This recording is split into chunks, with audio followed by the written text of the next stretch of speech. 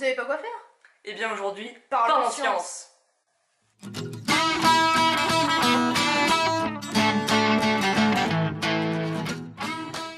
Le 21 août a eu lieu une éclipse totale du soleil, visible en Amérique. Vous avez sûrement déjà entendu parler de cet événement. Mais ce que vous ne savez peut-être pas, c'est que de nombreux chercheurs sont allés observer cette éclipse afin de mesurer la taille du soleil. Car nous ne connaissons pas son diamètre exact. Aujourd'hui dans Parlons Science, on va parler de cette éclipse.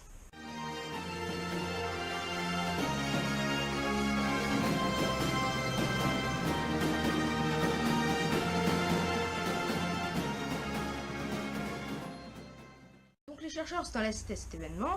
On peut mesurer la taille de notre soleil. Oui, Mais une question se pose. Comment ont-ils fait? c'est ce qu'on va voir tout de suite. Le projet de ces courageux astronomes a duré plus de 7 ans. 7 ans, durant lesquels ils vont parcourir le globe. Nous sommes capables d'analyser la surface de Mars grâce à des appareils sophistiqués. On peut découvrir des tas d'exoplanètes, voire même voir la mort des étoiles. Et pourtant, nous ne connaissions toujours pas le diamètre précis du Soleil. La dernière estimation de cette valeur a été effectuée en 1890. Elle était alors de 1 392 400 km. Les chercheurs se sont donc embarqués avec des photomètres.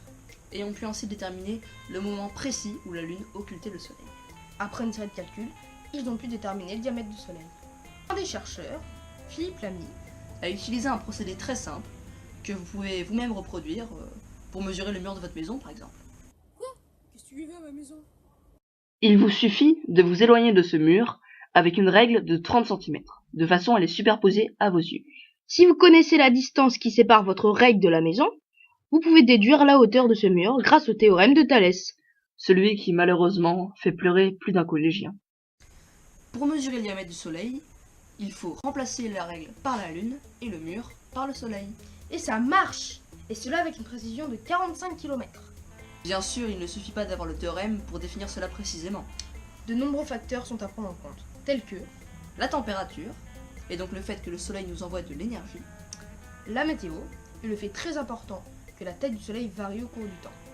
Malgré ces freinages, les astronomes ne perdent pas espoir, et les résultats sont plutôt encourageants. Voilà plus de 7 ans qu'ils parcourent le globe à la chasse aux éclipses.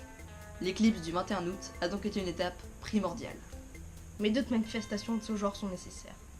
Voilà, cette vidéo est terminée. En tout cas, si vous avez envie de continuer d'en parler, vous pouvez. Vous abonner, liker, partager et aller voir notre site. Le lien sera dans la description. Et à bientôt pour de nouvelles aventures scientifiques. Salut!